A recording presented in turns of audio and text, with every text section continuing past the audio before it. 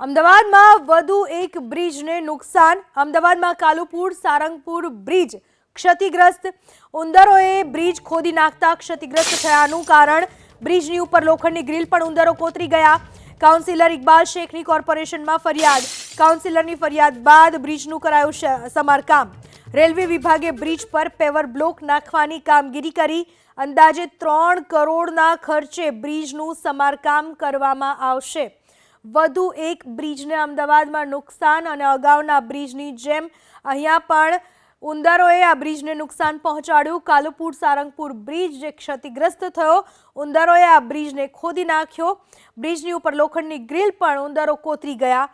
Councillor Iqbal શેખે કોર્પોરેશનમાં આ અંગે ફરિયાદ કરી હતી. જે કોર્પોરેશનની હદ અને રેલવેની હદની વચ્ચે બાય ચાણી થઈ રહ્યું છે.